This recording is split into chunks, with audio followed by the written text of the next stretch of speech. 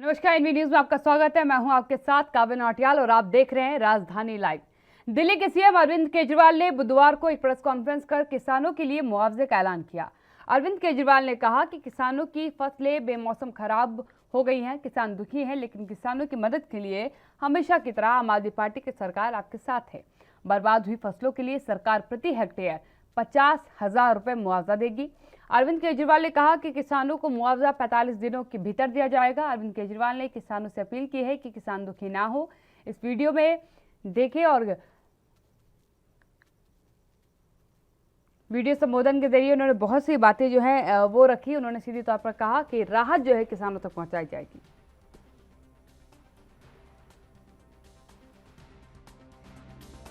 मैं अपने दिल्ली के सभी किसान भाइयों से कहना चाहता हूं, आपको दुखी होने की बिल्कुल ज़रूरत नहीं है। मैं हूं ना, आपकी सरकार है ना। हम आपकी हर मुसीबत में आपके साथ खड़े हैं। आपकी सरकार हर मुसीबत में आपके साथ खड़ी है। पिछले 5, 6, 7 साल में जब से आम आदमी पार्टी की सरकार है दिल्ली में, जब जब ऐसे मौके आए, जब किसी वजह से किसानों की फसलें बर्बाद हुईं, आपकी सरकार ने आगे बढ़ के आपका साथ दिया। हमने हर बार 50,000 रुपये प्रति हेक्टेयर के हिसाब से मुआवजा दिया अपने किसान भाइयों को। पूरे देश में सबसे ज़्यादा मुआवजा है ये। कहीं पे 8,000 रुपये देते हैं, कहीं पे 10,000 रुपये देते हैं। आपकी सरकार ने 50,000 रुपये प्रति हेक्टेयर के हिसाब से मुआवजा दिया और केवल घोषणा नहीं की। हम कोशिश करते हैं कि घोषणा करने के महीने, 2 महीने, 3 महीने के अंदर सबके अकाउंट में पैसे चले जाएं। तो मैंने इस बार भी आदेश जारी कर दिए हैं कि जिन जिन किसान भाइयों की फसलें बर्बाद हुई हैं उनको 50,000 रुपये प्रति हेक्टेयर के हिसाब से मुआवजा दिया जाएगा। मैंने ऑर्डर कर दिए हैं। सभी एसडीएम, डीएम जो है वो पैमाइश कर रहे हैं, कहाँ कहाँ फसलें बर्बाद हुई हैं, काम चालू हो गया है। मुझे उम्मीद है कि 2 हफ्ते के अंदर हम सारी पैमाइश वगैरह सर्वे कंप्लीट कर लेंगे और उसके बाद आपको जल्द से जल्द अगले महीने, 1.5 महीने के अंदर हम आपको आपका मुआवजा आपके अकाउंट। राजीव तिवारी हमारे संवाददाता दिल्ली से मेरे साथ लाइव जुड़ चुके हैं। राजीव, यकीनन एक राहत की खबर कह सकते हैं उन किसानों के लिए जिनकी फसल बर्बाद हुई है इस बारिश में, क्योंकि इस बार जो मानसून का असर दिखाई दिया वो काफी लेट तक दिखाई दिया। जो आकलन किया जाता है उससे ज्यादा दिखाई दिया। काफी ज्यादा नुकसान हुआ है और 50,000 रुपए के मुआवजे का ऐलान सरकार की तरफ से किया गया है।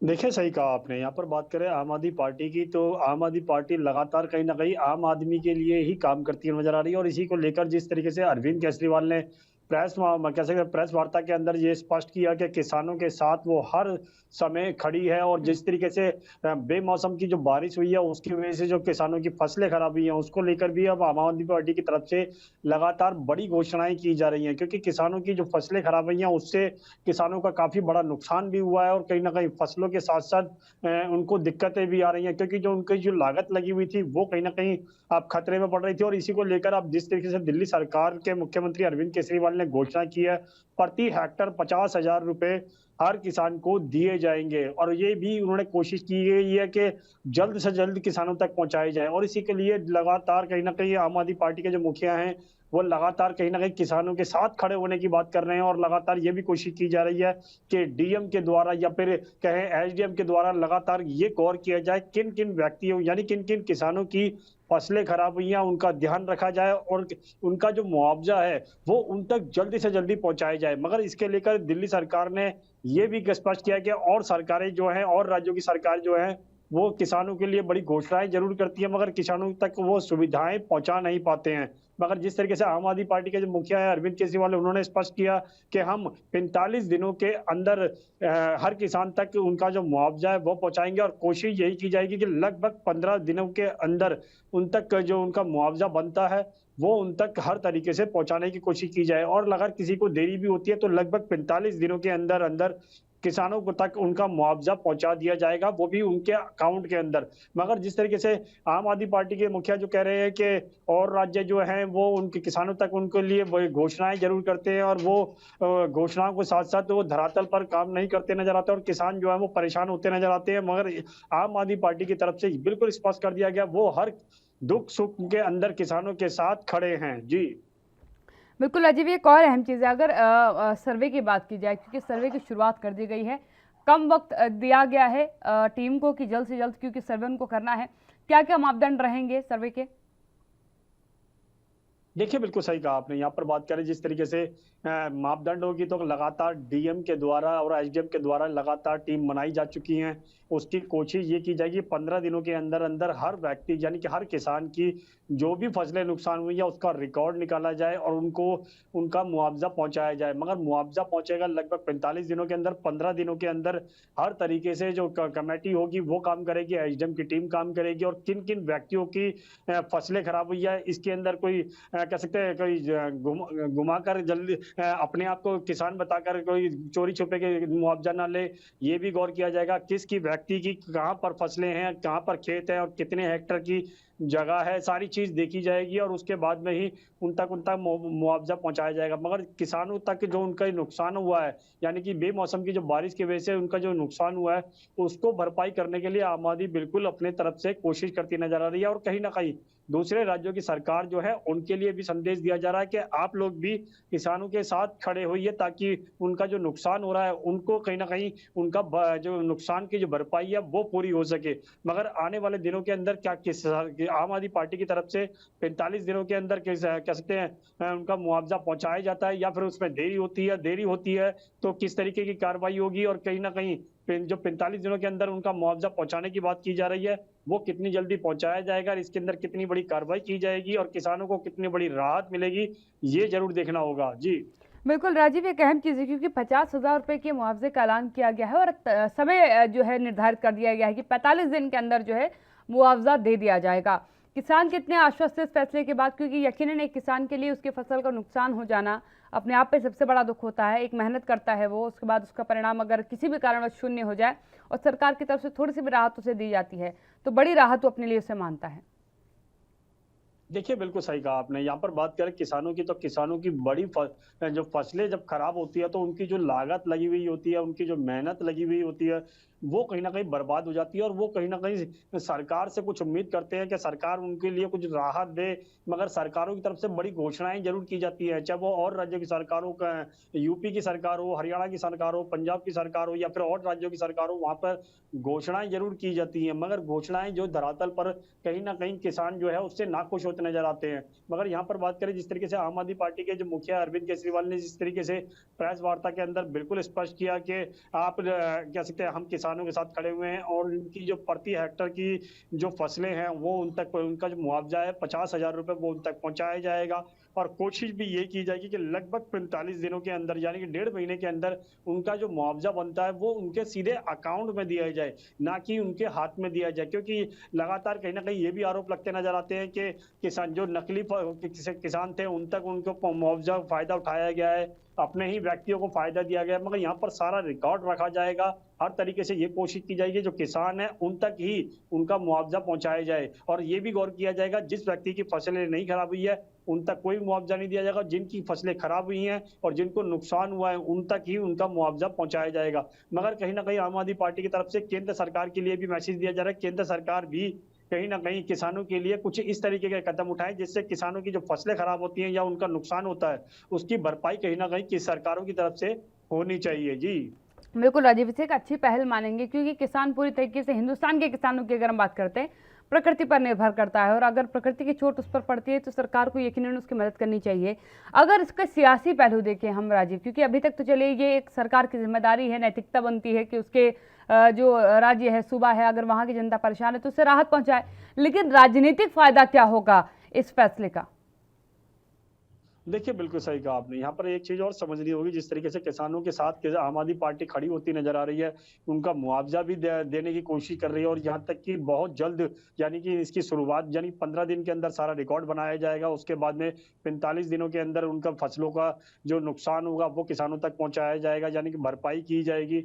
मगर केंद्र कहीं न कहीं केंद्र सरकार के लिए भी अपील की और राज्यों की सरकारों के लिए भी अपील की है कि वो भी इस तरफ कदम उठाएँ और किसानों को जो नुकसान होता है, वो भी उन तक पहुँचाया जाए।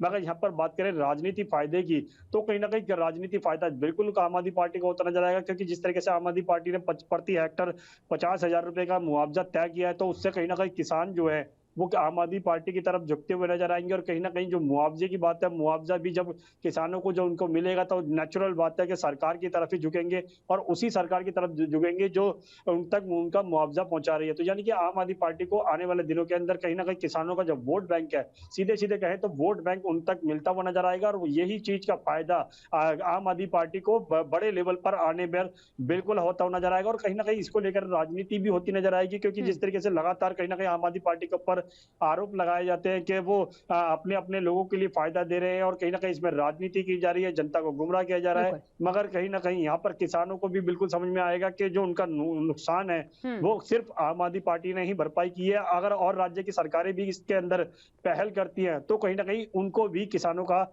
जो वोट कह सकते हैं वोट बैंक है, वो भी कहीं न कहीं मिलता हुआ नज़र आया। मगर अभी की बात करें, हम्म। तो कहीं न कहीं जिस तरीके से घोषणा की गई है, उससे कहीं न कहीं आम आदमी पार्टी को आने वाले दिनों के अंदर फ़ायदा ज़रूर होता हुआ नज़र आएगा। जी। बिल्कुल, धन्यवाद राजीव मेरे साथ जुड़ने के लिए। यकीनन राजनीतिक फायदा तो है ही है, लेकिन इस फैसले के साथ किसानों को जरूर मुनाफा होगा, क्योंकि बारिश की वजह से अगर उनकी फसल को नुकसान हुआ है तो सरकार उनको उसका मुआवजा देगी। अगली खबर का रुख कर लेते हैं। पंजाब के उप मुख्यमंत्री सुखजिंदर रंधावा ने कहा है कि जिस तरीके से कैप्टन अमरिंदर ने पार्टी बनाने को कहा है, तो वो उन्होंने कांग्रेस की पीठ में छुरा घोंपने का काम किया है।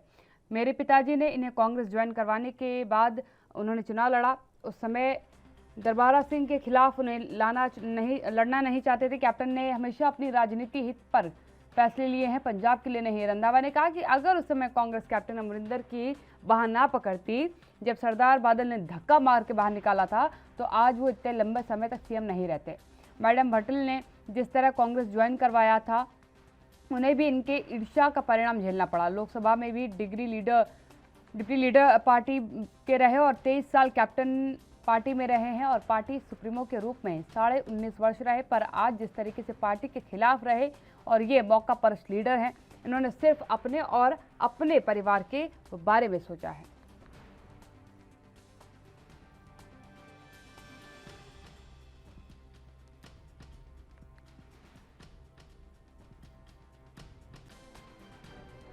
ऑनर किया बेशक टाइम टू टाइम कैप्टन साहब कांग्रेस की पिठ च छुरा मारते रहे।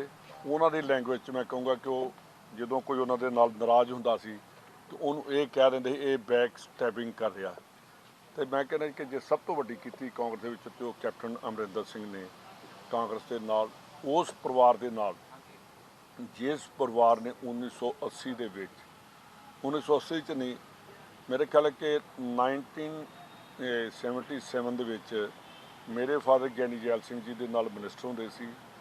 ਉਸ ਵੇਲੇ ਇਹਨਾਂ ਨੂੰ ਕਾਂਗਰਸ ਜੁਆਇਨ ਕਰਾ ਕੇ 78 ਦੇ ਵਿੱਚ ਪਾਰਲੀਮੈਂਟ ਦੀ ਇਲੈਕਸ਼ਨ ਹੋਈ ਤੇ ਉੱਥੋਂ ਇਲੈਕਸ਼ਨ ਲੜਾਈ ਗਈ। ਉਹਦੇ ਬਾਅਦ 80 ਦੇ ਵਿੱਚ 80 ਦੇ ਵਿੱਚ ਇਹਨਾਂ ਨੂੰ ਐਮਪੀ ਬਣਾਇਆ ਗਿਆ ਤੇ ਕੈਪਟਨ ਸਾਹਿਬ ਨੂੰ ਯਾਦ ਹੋਏਗਾ ਕਿ ਸੰਜੇ ਗਾਂਧੀ ਪੰਜਾਬ ਦਾ ਚੀਫ ਮਿਨਿਸਟਰ ਬਣਾਉਣ ਲਈ ਵੀ ਇਹਨਾਂ ਨੂੰ ਜ਼ੋਰ ਲਾਉਂਦੇ ਰਹੇ। मैं इस करके दस्या कि उन्होंने एज के मुताबिक मेरा ख्याल उन्होंने थोड़ी जी ज़्यादा जी मैं उन्होंने याद करवाना चाहता कि उस वेले दरबारा सिंह जी के अगेंस्ट वो इन्हों बनाना भी चाहते सी। 84 ਦੇ ਵਿੱਚ आके बेशक ये कहते हैं कि मैं सिख जी सेंटीमेंट्स मैं कदर करदा कि वो चीज़ भी होई होएगी, पर इन्होंने हमेशा अपना पोलिटिकल जोड़ा सी एंगल उन्होंने लैके। अमित कुमार मेरे संवाददाता चंडीगढ़ से लाइव जुड़ चुके हैं। अमित, कैप्टन के ऐलान के बाद सियासी आप कह सकते हैं कि गहमा गहमी बढ़ती नजर आ रही है पंजाब में। डिप्टी सीएम ने सीधी तौर पर कई गंभीर आरोप लगा दिए। उन्होंने कहा कि अगर उस समय कांग्रेस दामन ना थामती या हाथ ना थामती तो आज कैप्टन इतने बड़े दिग्गज नेता पंजाब के ना होते। अगर कहें कि कई मुद्दों पे सीधे तौर पे बोलते हैं कि कैप्टन अमरिंदर सिंह का ऐलान, एक अलग पार्टी बनाने का ऐलान कांग्रेस की पीठ में छू रहा है।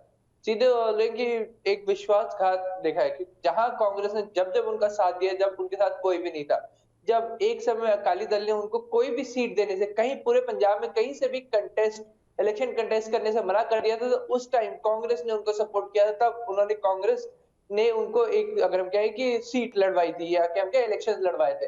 तो एक तरह से एक लंबे समय में कांग्रेस उनके साथ थे। बकायदा उन्होंने बोला कि लगभग 23 साल वो कांग्रेस में थे और जिसमें से 19 साल वो एक बड़े पोस्ट पे रहे। तो आप समझ सकते हैं कि 23 साल में से 19 साल एक बड़ी पोस्ट पे रहने का क्या मतलब है। क्या मतलब कि कांग्रेस ने काफी लंबे समय से उन्हें पूरा मान सम्मान सब कुछ दिया, पर जिसके ऊपर उनका कहना है कि अगर उनको लगता है कि जिस तरह से वो बिहेव कर रहे हैं तो कांग्रेस पार्टी के साथ सीधे तौर पे एक धोखा है। उनके तरफ से कई बातें की गई। सबसे पहली बात जो उन्होंने सीधे तौर पे बोली कि जब अगर हम कहें कि पंजाब के पूर्व सीएम कैप्टन सिंह ने ये स्टेटमेंट दी कि वो पूरी कोशिश कर रहे हैं बात करके कि किसानी आंदोलन का हल निकले, तो इसके ऊपर सीधे तौर पे डिप्टी या क्या उप मुख्यमंत्री सुखजिंदर रंधावा ने कहा है कि जब 4.5 साल वो सीएम थे, या फिर हम कहें कि जब किसानी आंदोलन चल रहा था और तब वो सीएम थे, तो उस टाइम क्यों नहीं उन्होंने बात करने की कोशिश की, क्यों उस टाइम क्यों नहीं उन्होंने उस मसले का हल निकालने की कोशिश की गई जिसकी अब वो बात कर रहे हैं। अब जब वो मुख्यमंत्री नहीं है, अब जब वो खुद की अपनी अलग पार्टी बना रहे हैं, तब वो क्यों जा रहे हैं कोशिश कर रहे हैं। मतलब क्या उस टाइम जब वो सीएम थे, क्या वो तब किसानों का भला नहीं सोच रहे? इसी तौर पे ये बात की गई। वही दूसरी बात जिसके ऊपर जोर दिया है कि जो बीएसएफ का कार्य क्षेत्र बढ़ाया गया है, उसके लिए भी सीधे तौर पे उन्होंने कैप्टन अमरिंदर सिंह को जिम्मेदार ठहराया कि उन्होंने कहा कि जब वो दिल्ली गए, जब उन्होंने जाके वहां बातचीत की, तब जाके ये इतना बड़ा कदम उठाया गया। जैसे कहीं ना कहीं पंजाब को हानि ही हो रही है। और एक और बात जो उन्होंने बार बार जोर दी कि अपने जब आगे बोलते हैं कि जब मुख्यमंत्री हटाए जाने के बाद से जितनी बार अगर हम कहें कि कैप्टन अमरिंदर सिंह दिल्ली जाके मुलाकात करके आए हैं, उतना वो अपने 4.5 साल के टोटल टर्म में नहीं कभी गए। तो इस बात में उन्होंने जोर दिया कि ऐसा क्या हो गया कि जब वो सीएम थे तब उनको क्या सिक्योरिटीज की टेंशन नहीं थी, क्या तब उन्हें बॉर्डर के रिलेटेड इश्यूज की टेंशन थी, तब क्या उन्हें पंजाब की टेंशन नहीं थी। तो वो अब जब वो खुद अगर हम कहें कि रूलिंग में नहीं है या फिर हम कहें कि पावर पोजीशन में नहीं है, तब वो क्यों जा रहे हैं और तब क्यों इतनी सारी मीटिंग्स कर रहे हैं। खैर इनकी तरफ से कई इल्जाम लगाए गए, पर हाँ, कैप्टन अमरिंदर सिंह का ऐलान कि वो जल्द ही अपनी खुद की पार्टी लाने वाले हैं और उसके लिए इन प्रोसेस प्रक्रिया चल रही है। साथ साथ उन्होंने ये भी क्लियर कर दिया कि वो अपने अलायंस के लिए ओपन है, चाहे वो हम कहें कि अकाली दल डेमोक्रेटिक है, जो कहें कि परमिंदर ढिंसा, सुखविंदर ढिंसा जो अकाली दल से टूट के अलग हुए हैं, उनकी बात कर रहे हैं, या फिर बीजेपी के साथ अलायंस करने की बात कर रहे हैं। पर उन्होंने एक चीज क्लियर कर दी कि वो कह सकते हैं कि जो पंजाब में अभी 3 मेजर पार्टीज है, अकाली दल, कांग्रेस और उसके बाद आम आदमी पार्टी, इन तीनों के कंटेक्स्ट में जो इनके ऑपोजिशन में जो पार्टी लाएंगे वो पूरा तरीके से इनका डट के सामना करेगी। कहीं ना कहीं उन्होंने एक हिंट भी दिया कि महागठबंधन स्टाइल में भी एक पार्टी वो ला सकते हैं जिसमें अलग अलग पार्टीज का अलायंस हो, पर वो एक गेम चेंजिंग पार्टी हो सकती है। तो ये बात करते हैं डिप्टी सीएम सुखजिंदर रंधावा, उनकी तरफ से कई एलिगेशन लगाए गए। उन्होंने सीधे तौर पे कह दिया कि हमने पंजाब कांग्रेस ने उन्हें पूरा पूरा सम्मान दिया, उनको हर एक जो उनकी बात मानी जाती थी, उनको सीएम जैसे हम कहें कि 9 साल लगातार 9.5 साल लगातार सीएम भी रहे हैं। तो ये बहुत बड़ा अगर हम कहें कि सपोर्ट होता है, एक बहुत बड़ी देन होती है पार्टी की कि पार्टी ने उन पर इतना बड़ा भरोसा किया। और ऐसे में जब वो कहते हैं कि उनके साथ गलत हो, उनकी अगर हम कहें मान सम्मान को ठेस लगी, तो कहीं ना कहीं वो बोलते नजर आ रहे हैं कि जहां पहले कैप्टन अमरिंदर सिंह बोलते थे कि जो भी उनका विरोध करता है उनके पीठ पे छुरा घोंपा गया है, तो अब खुद कांग्रेस कहती है कि अब जिस तरह से कैप्टन अमरिंदर सिंह बिहेव कर रहे हैं, तो ऐसा लग रहा है कि उन्होंने पूरी पार्टी के पीठ में छुरा घोंपा है। तो वही क्या कैप्टन अमरिंदर सिंह की पार्टी जो नई पार्टी वो फ्लोट कर रहे हैं, क्या वो कांग्रेस के ऊपर भारी पड़ सकती है, क्या कांग्रेस को उसका खामियाजा भुगतना पड़ सकता है?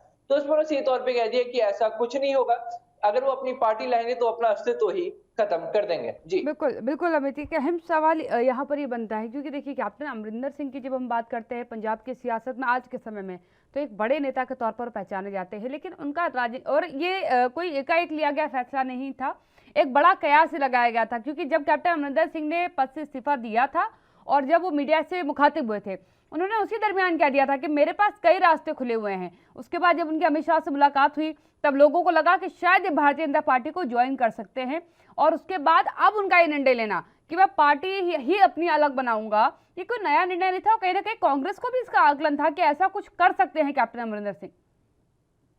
देखिए कैप्टन अमरिंदर सिंह शुरू से ही अपने स्टैंड पे क्लियर है। उन्होंने पहले ही बोल दिया था कि वो जिस हिसाब से उनका रेजिग्नेशन लिया गया है, क्योंकि ये पहले ही बोल चुके हैं कि जिस दिन मेरा रेजिग्नेशन लिया गया उससे 3 हफ्ते पहले मैं ऑलरेडी रेजिग्नेशन देने का ऑफर कर चुका था। उस समय पार्टी ने मेरा रेजिग्नेशन क्यों नहीं लिया?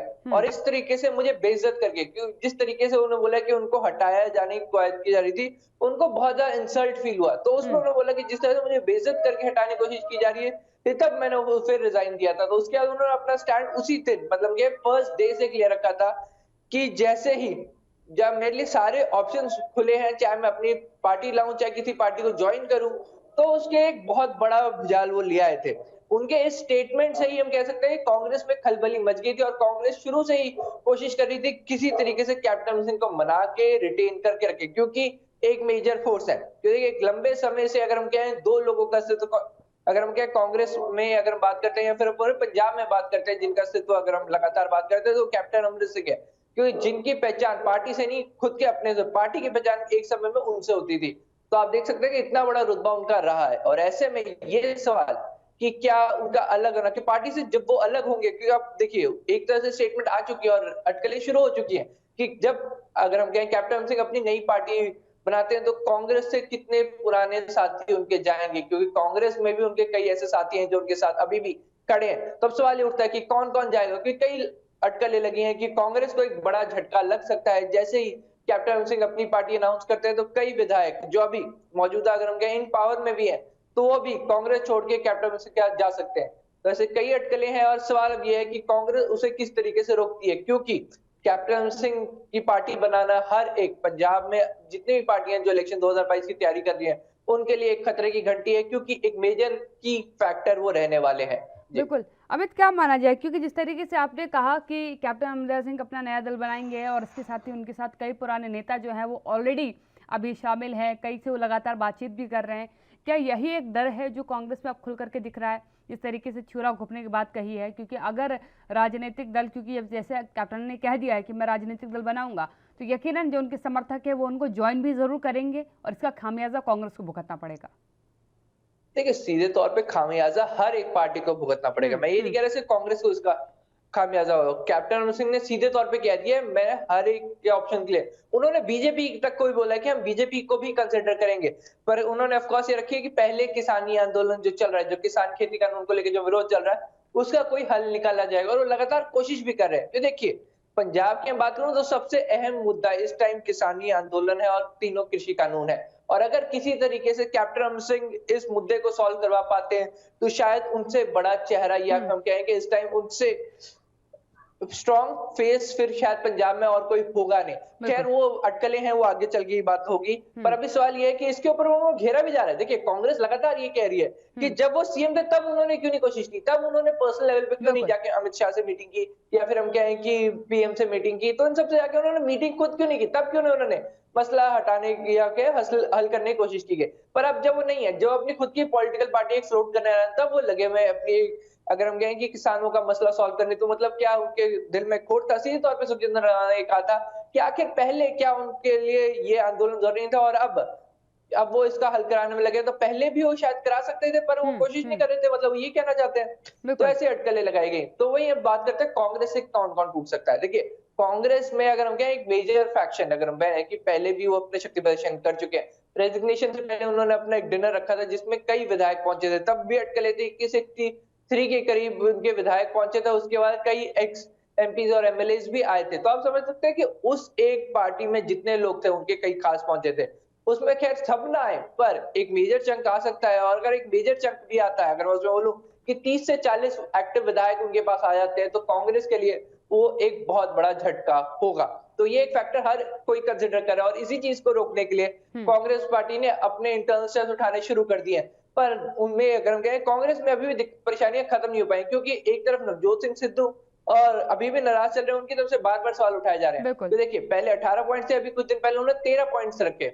उन 13 पॉइंट्स में उन्होंने बोला कि इन मुद्दों के ऊपर काम करने की जरूरत है अगर 2022 के इलेक्शन में जीतना है। वैसे वो नाराजगी है, मीटिंग्स चल रही है, लगातार मीटिंग्स का दौर चल रहा है, तो एक कंबाइंड फ्रंट अभी भी कांग्रेस नहीं दिखा पा रही। हाँ काम जरूर हो रहे हैं, लोगों के बीच में जाना शुरू कर दिया। हम कहें कि पंजाब के नए मुख्यमंत्री चरणजीत चन्नी की पॉपुलैरिटी भी बढ़ती जा रही है। सीधे तौर पे कहें कि एज अ न्यू सीएम उन्हें लोगों ने एक्सेप्ट कर लिया और लोग उम्मीद कर रहे हैं कि वो और ज्यादा लोगों बीच में आए और ज्यादा से ज्यादा काम हो। पर सवाल ये है कि पॉपुलैरिटी को क्या वो वोट शेयर में बदल पाएंगे, ये एक बड़ा सवाल आगे के लिए खड़ा हो गया। तो ये कैप्टन अमर सिंह भी इसी कोशिश में है, वो पहले सभी उन लोगों को ढूंढ रहे हैं जो चैलेंजिंग अपने बनता अपनी जा रहा है पार्टी को पंजाब तोड़ की के गए। सियासत जी। का अगर बात की जाए तो चैलेंजिंग बनती जा रही है हर राजनीतिक दल के लिए। धन्यवाद अमित मेरे साथ जुड़ने के लिए। अमित मेरे संवाददाता चंडीगढ़ से जुड़े थे।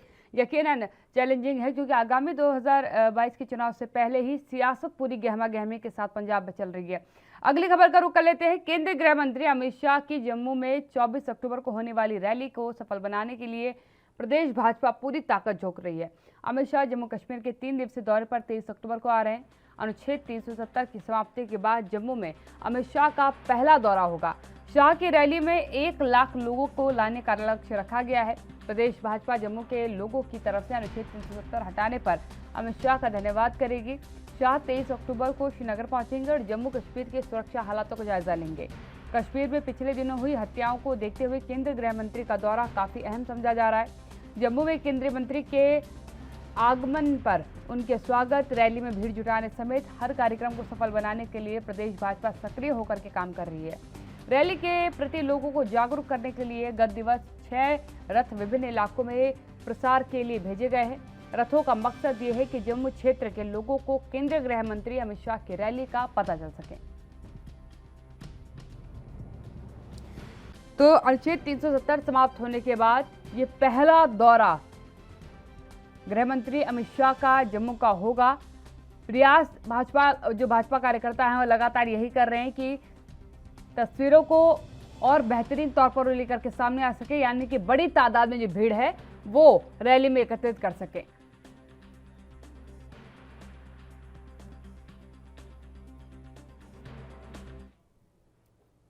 यहाँ रुकेंगे छोटे से ब्रेक के लिए, जल्द हाजिर होते हैं।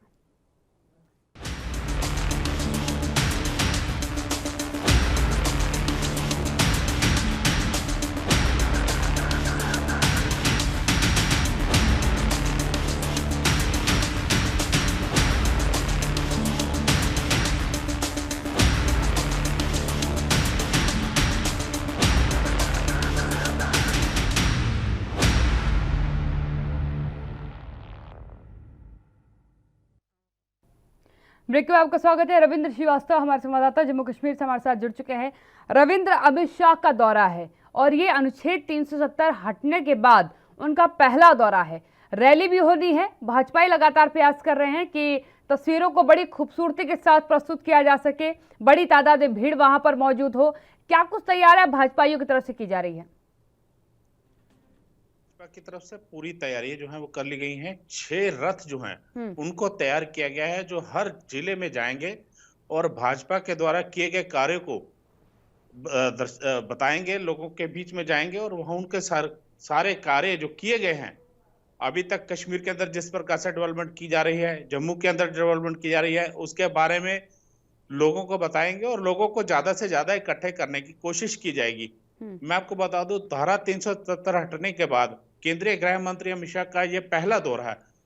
इस वजह से अहम माना जा रहा है क्योंकि कश्मीर के अंदर जिस प्रकार से टारगेट किलिंग हो रही है उसको लेकर कहीं ना कहीं लोगों के बीच जो गुस्सा है और कश्मीर घाटी के अंदर सिक्योरिटी सिनेरियो को देखने के लिए वहां पर पहुंचेंगे और उसके बाद 24 तारीख को जम्मू के अंदर जो भगवती नगर का इलाका है वहां पर एक रैली होगी और वहां पर काफी संख्या में भाजपा के कार्यकर्ता जो हैं वो पहुंचेंगे। हालांकि ये भी आशंका जताई जा रही है कि ये पार्टी का कार्यक्रम ना होकर जो सरकारी कार्यक्रम है उस प्रकार से इसको किया जाएगा, क्योंकि सुरक्षा की दृष्टि से देखा जाए तो जिस प्रकार से आतंकी लगातार कोशिशें कर रहे हैं कि बड़ी बड़ी इमारतों जो टारगेट किलिंग है, हो सकता है कि इस पर भी आतंकी साया न हो। इसी वजह से ये भी आशंका जताई जा रही है कि ये अमित शाह का दौर जो है इसको सरकारी ही घोषित किया जाए। पर फिलहाल भाजपा के कार्यकर्ता बूथ स्तर का जितना भी कार्यकर्ता है वो अपनी तरफ से पूरी तैयारी कर रहा है ताकि केंद्रीय गृह मंत्री की रैली में बहुत संख्या में जो है कार्यकर्ता पहुंच पाए। बिल्कुल। रविंद्र जी, एक अहम सवाल यहाँ पर उठता है क्योंकि हालिया दौर की तस्वीरें घाटी की जो है थोड़ी चिंताजनक है। टारगेट किलिंग का मैटर बार बार सामने आ रहा है और सभी बहुत बखूबी जानते हैं कि सदन में खड़े होकर के गृह मंत्री अमित शाह ने ही अनुच्छेद 370 पर बड़ा हमला किया था और उसको समापन की घोषणा कर दी थी। क्या आपको लगता है कि प्रशासन सुरक्षा की क्या व्यवस्था करेगा? क्योंकि देखिए, नाराजगी खासकर है वहां के राजनीतिक दलों की बात कर लीजिए, आतंकियों की बात कर लीजिए, केंद्र सरकार के इस फैसले से नाराज हैं वो लोग। क्या नाराजगी का असर देखने को मिलेगा या इसके लिए पहले से प्रशासन सतर्क हो रखा है? जी देखिए, प्रशासन पूरी तरह से सतर्क है। हम्म। बाकी रही बात राजनीतिक दलों की, राजनीतिक दलों में सिर्फ एनसी को छोड़कर बाकी दल जो है वो मुखालफत करते आ रहे हैं। हालांकि बीच बीच में डॉक्टर फारूक अब्दुल्ला भी जो है वो पाकिस्तान का राग अलापते हैं। जी जी। लेकिन पीडीपी की जो महबूबा मुफ्ती है वो खुलकर पाकिस्तान का समर्थन करती है। और आतंकियों की अगर बात करें तो आतंकियों के ऊपर प्रहार करना केंद्र सरकार का पहला फैसला रहा है। क्योंकि जिस प्रकार से कहा जाए, धारा 370 हटने के बाद एक बात कही गई कि कश्मीरी पंडित जो हैं उनको वापस बचाया जाएगा और उसके लिए घाटी के अंदर से आतंकियों का सफाया जो है वो बहुत जरूरी है। और इसी वजह से लगातार आतंकियों के ऊपर कार्रवाई भी की जा रही है। हालांकि टारगेट किलिंग जो है पाकिस्तान के पाले आतंकी जो हैं वो कर रहे हैं, लेकिन सुरक्षा बल भी लगातार अपनी कार्रवाई कर रहे हैं। तो पिछले 15 दिनों की बात करें तो 17 आतंकियों को अभी तक ढेर किया जा चुका है। तो ये चीजें दर्शाती हैं कि सुरक्षा बल पूरी तरह से मुस्तैद है। लेकिन कहा जाए कि अमित शाह का दौरा जो है वो काफी अहम माना जा रहा है, क्योंकि सुरक्षा की दृष्टि से देखा जाए तो वहां पर उनको पूरी सुरक्षा मुहैया करवाई जाएगी, खास करके घाटी के अंदर। क्योंकि जम्मू संभाग के अंदर सिर्फ एलओसी और अंतरराष्ट्रीय सीमा पर ही खतरा है, लेकिन अगर जम्मू जहां पर रैली होनी है वहां पर पहले से ही पूरी तरह से जम्मू कश्मीर पुलिस ने उस इलाके को पूरी तरह से खंगालना शुरू कर दिया है। क्योंकि केंद्रीय गृह मंत्री का दौरा है और किसी प्रकार की ढील जो है वो नहीं दी जा रही है। जी बिल्कुल। रविंद्र, एक और अहम सवाल यहाँ पर उठता है क्योंकि गृह मंत्री अमित शाह जा रहे हैं और सीधी तौर पर आतंकवाद को लेकर के और राष्ट्रवाद पर दोनों मुद्दों पर बड़ी मुखरता से अपनी बात रखते हैं। क्या कुछ असर उनके इस दौरे के बाद नजर आएगा? जी देखिए, कहीं ना कहीं उनका ये दौरा एक अहम माना जा रहा है, क्योंकि जिस प्रकार से टारगेट किलिंग हो रही है उसको लेकर कहीं ना कहीं एक बड़ा फैसला जो है वो हो सकता है। जी। अब उनके दौरे पर निर्भर करता है कि वो यहाँ पर पहुंचते हैं तो किस प्रकार से उसको टारगेट किलिंग का जो मामला है, जो बाकी के मसले हैं, उनको किस प्रकार से लेते हैं। क्योंकि अमित शाह जो है उनको फायर ब्रांड नेता भी बोला जाता है। तो यही वजह है कि अब उनके दौरे पर ही संभव है, उनके आने पर ही घाटी पर और जम्मू संभाग पर निगाहें रहेंगी कि क्या वो आतंकवाद पर या पाकिस्तान के ऊपर बोलते हैं। क्योंकि पाकिस्तान के द्वारा लगातार आतंकवाद को बढ़ावा दिया जा रहा है। हालांकि सीज फायर जो है वो हो रखा है, लेकिन उसकी आड़ में आतंकियों को घुसपैठ के लिए प्रेरित किया जा रहा है। बिल्कुल। लॉन्चिंग पैड पूरी तरह से सक्रिय हैं। जी। तो उनका दौरा इसी वजह से हम माना जा रहा है। और कहा जाए तो उनके दौरे से पहले हो सकता है कि कई बड़े और चेहरे जो हैं वो भाजपा में शामिल हो सकते हैं। बिल्कुल। तो ये उनके आने पर निर्भर होगा कि किस प्रकार से वो घाटी और जम्मू संभाग के दोनों इलाकों को किस प्रकार से देखते हैं। और उनकी दौरे के ऊपर ही जो उनकी रैली के अंदर भाषण होगा उसको एक अहम माना जाएगा। बिल्कुल बिल्कुल। धन्यवाद रविंद्र जी मेरे साथ जुड़ने के लिए। रविंद्र श्रीवास्तव जम्मू कश्मीर से हमारे संवाददाता हमारे साथ जुड़े हुए थे। यकीनन एक बड़ा असर कह सकते हैं कि अमित शाह का दौरा डाल करके आएगा। हालातों पर वो कहीं ना कहीं बड़े निर्णय लेंगे और वहाँ संबोधन में क्या कुछ कहेंगे वो अपने आप में सबसे अहम बात होगी। मुंबई का रुख कर लेते हैं। मुंबई पुलिस की एंटी नारकोटिक सेल ने सायन इलाके में छापेमारी कर एक 53 वर्षीय अमीना शेख नाम की महिला को गिरफ्तार किया है। ये ड्रग सप्लायर है। महिला के पास से 7 किलो 200 ग्राम हेरोइन ड्रग्स बरामद किया गया है। पकड़े गए ड्रग्स की कीमत अंतर्राष्ट्रीय बाजार में 22 करोड़ बताई जा रही है। महिला आरोपी को कोर्ट में पेश किया गया, जहां कोर्ट ने 25 अक्टूबर तक क्राइम ब्रांच की कस्टडी में उसे भेज दिया है।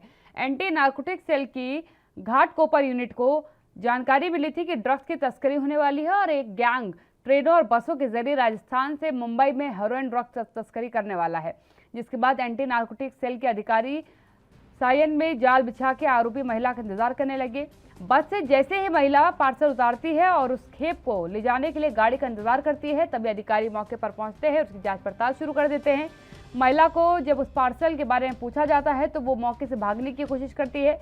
अधिकारी ने जब पार्सल को खोला तो उसमें से हेरोइन ड्रग्स बरामद की गई है।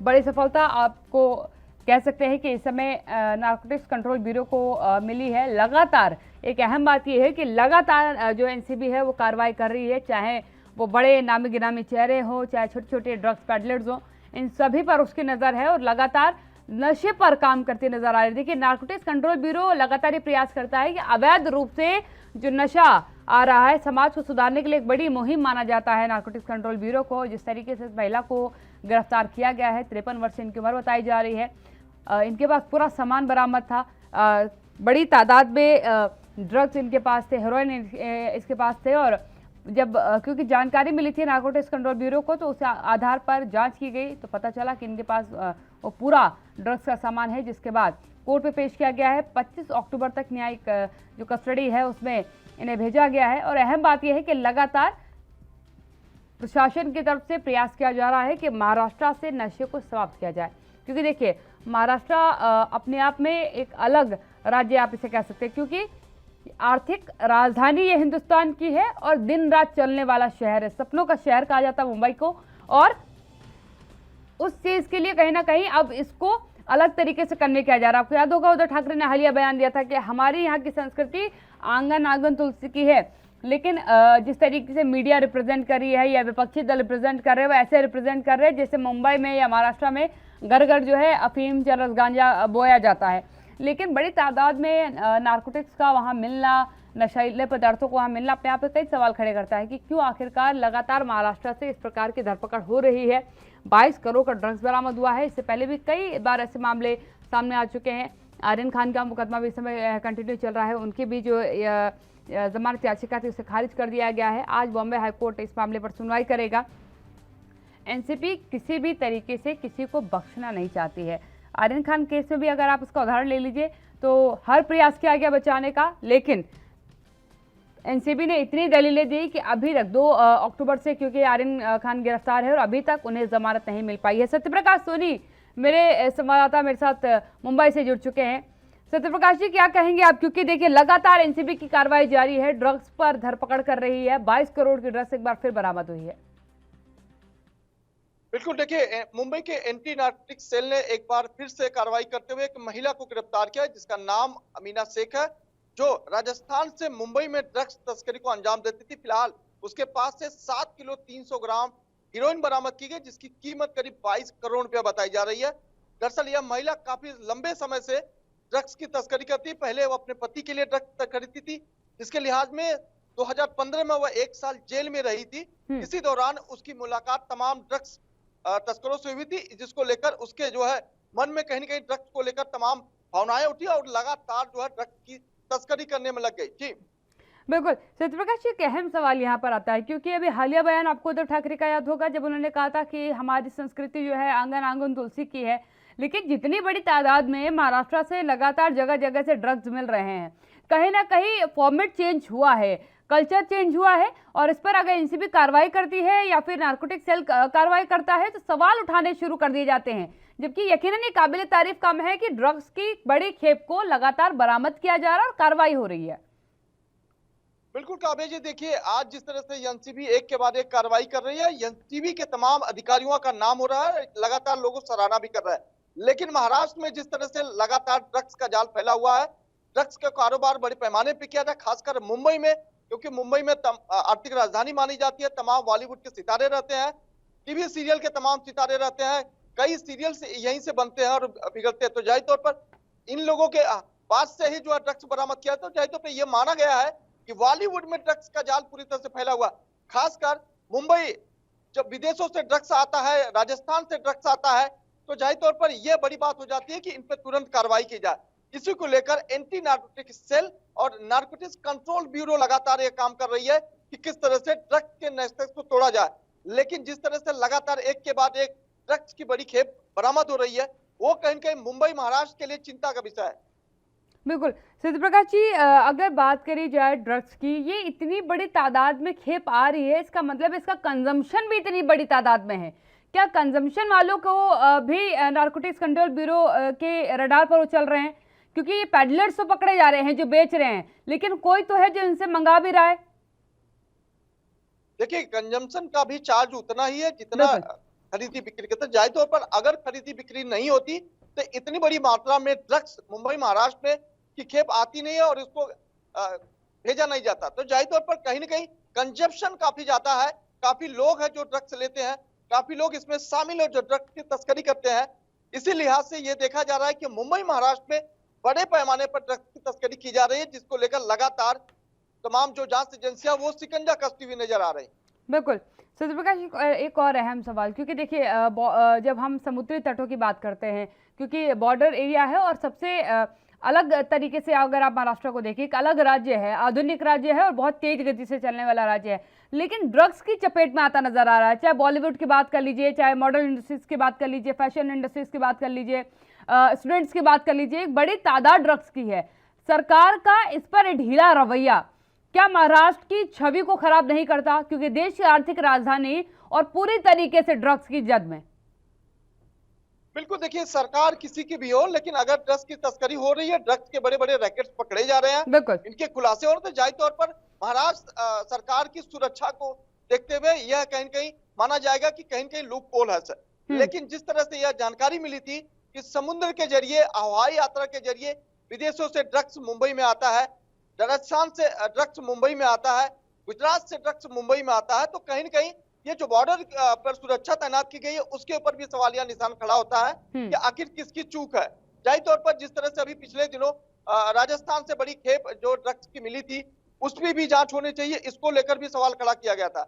लेकिन हर बार देखा जाता है कि जो छोटे मोटे ड्रग्स पेडलर है या छोटे मोटे जो ड्रग्स तस्कर है उनकी गिरफ्तारी कर ली जाती है, बड़े लोगों की गिरफ्तारियां नहीं हो पा रही है। लिहाजा सबसे अहम बात कि ड्रग्स की जो खेप मुंबई में आती है किसके जरिए कहां पहुंचाई जाती है और इसका खपत कौन सबसे ज्यादा करता है, इसकी तलाश जारी है, जिसको लेकर एनसीबी और एंटी नारकोटिक्स सेल लगातार कार्रवाई कर रही है।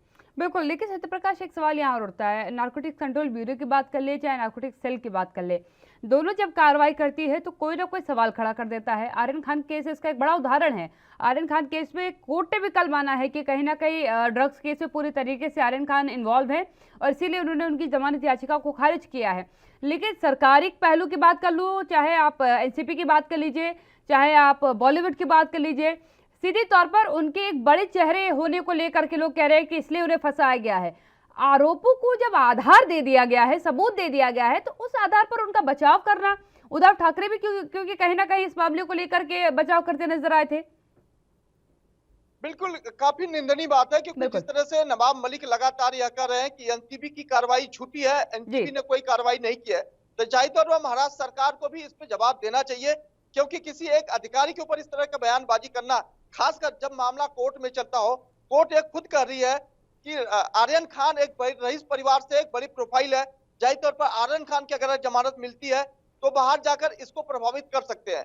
अगर कोर्ट ये मानती है तो सरकार के तमाम जो मुलाजिम बैठे हुए हैं वो कैसे कह सकते हैं कि आर्यन खान की गिरफ्तारी झूठी है या फिर जो कार्रवाई हुई है वो झूठी है, तो जाहिर तौर पर सरकार को भी इसके सामने आकर जवाब देना चाहिए।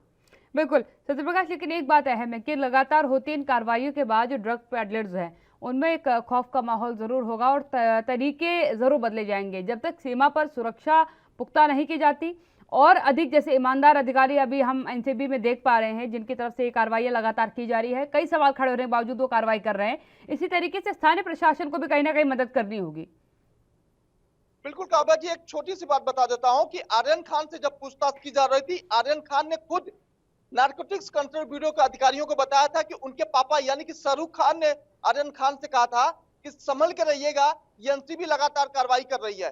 इसका मतलब आप अंदाजा लगा सकते हैं कि एनसीबी की कार्रवाई को लेकर लोगों में कितना बड़ा खौफ है, लेकिन उसके बावजूद भी ड्रग्स तस्कर लगातार इस ड्रग्स तस्करी को अंजाम दे रहे हैं। हालांकि वो पकड़े भी जा रहे हैं, कार्रवाइयां भी हो रही है, छापेमारी भी की जा रही है, जिस तरह से जानकारी 100 से ज्यादा ड्रग्स तस्कर की गिरफ्तारी हुई है, 300 करोड़ से ज्यादा ड्रग्स बरामद किया गया। तो जाहिर तौर पर यह बहुत बड़ी उपलब्धि है एनसीबी के लिए, महाराष्ट्र के लिए, पूरे देश के लिए। जी बिल्कुल, धन्यवाद सत्य प्रकाश मेरे साथ जुड़ने के लिए। सत्य प्रकाश सोनी संवाददाता मेरे साथ मुंबई से जुड़े हुए थे और यकीनन ये एक चिंता का विषय है, जिस बड़ी तादाद में ड्रग्स मिल रहे हैं, ये एक बड़ा सवाल खड़ा करती है महाराष्ट्र के ऊपर कि आखिरकार इतना ड्रग्स महाराष्ट्र क्यों आ रहा है, इसे कंज्यूम कौन कर रहा है और यहाँ भिजवा कौन रहा है। इस पर सरकार को सतर्क होने की जरूरत है, सख्त होने की जरूरत है और जो स्थानीय प्रशासन है उसे भी कहीं ना कहीं सहयोग करने की जरूरत है। मध्य प्रदेश की बात कर लेते हैं। मध्य प्रदेश के मुख्यमंत्री शिवराज सिंह चौहान ने श्रीनगर विधानसभा रेगांव में आयोजित जनसभा को संबोधित किया, जहां उन्होंने कहा कि स्वयं सहायता समूह की अपनी बहनों की प्रतिमा आमदनी 10,000 रुपए करने के लिए वो संकल्पित हैं। अब मेरी बहनें विभिन्न कार्यों के साथ गणवेश तैयार करने के अलावा पोषण आहार भी बनाएंगी। पिता के 4 पुत्र हो गए हैं, घर में बहुएं आ गई हैं, उनके भी बच्चे हो गए हैं, तो घर में रहने की जगह नहीं बची। पति पत्नी और बच्चे को एक परिवार मानकर एक ही घर में एक से अधिक परिवार होने पर पट्टा दे करके उन्हें जमीन का मालिक बनाएंगे। अब मेरी स्वयं सहायता समूह की बहनें पोषण आहार भी बनाएंगी ताकि बहनों की आमदनी बढ़े और इनका सशक्तिकरण हो। स्वयं सहायता समूह के माध्यम से बहनों को आर्थिक रूप से आत्मनिर्भर बनाने के लिए बैंकों से 2500 करोड़ रुपए का ऋण दिलाया जाएगा। मेरा लक्ष्य है कि हर बहन प्रतिमाह कम से कम 10,000 अवश्य आमदनी करे। मुख्यमंत्री शिवराज सिंह चौहान सभा को संबोधित करते हुए पूर्व मुख्यमंत्री कमलनाथ पर भी उन्होंने निशाना साधते हुए कहा कि कमलनाथ जी ने किसानों से कर्जा माफी का झूठा वादा किया तो युवाओं को बेरोजगारी भत्ते के नाम पर छला है। बेटियों की गोद में भांजे भांजी आ गए, लेकिन विवाह योजना का कमलनाथ का पैसा नहीं आया। कांग्रेसी से बड़ा झूठ और कोई राजनीतिक दल नहीं हो सकता। और हम पे आरोप लगाते हो तुमने कर्जा माफी का वादा किया, वादा पूरा नहीं किया, डिफाल्टर कर गए किसानों को। कमलनाथ और कांग्रेस बड़ी चमक दमक के आई थी, नौजवानों 4,000 रुपया बेरोजगारी भत्ता देंगे। एक पैसा दिया किसी को बेरोजगारी भत्ता? अरे दिया क्या? अरे बोलो दिया क्या? तो झूठा मैं की कमलनाथ? अरे जोर से बताओ, मैं झूठा की कमलनाथ? कर्जा माफ नहीं किया, अरे बेटियों की शादी करवा दी। बहनों पता है बेटियों की शादी, और कह दिया हम 51,000 देंगे। अब कार्यक्रम हुए, बेटियों की शादी हुई, बेटी विदा भी हो गई और बेटी ससुराल पहुंच गई, और ससुराल पहुंचने के बाद भांजे भांजी भी उनकी गोद में आ गए, लेकिन कमलनाथ तुम्हारा 51,000 नहीं आया रे। अब बताओ झूठा मैं की कमलनाथ? झूठ तुम बोलते हो, सत्यानाश तुमने कर दिया। कितने किस्सा कहानी बताऊं? सेल्फ हेल्प ग्रुप पहला, सबका कर्जा माफ करेंगे, ढेले का कर्जा माफ नहीं किया, विकास की सारी योजनाएं तो। इस बुलेटिन में मेरे साथ फिलहाल इतना ही। देश दुनिया की तमाम खबरों के लिए आप बने रहिए एनबी न्यूज के साथ। नमस्कार।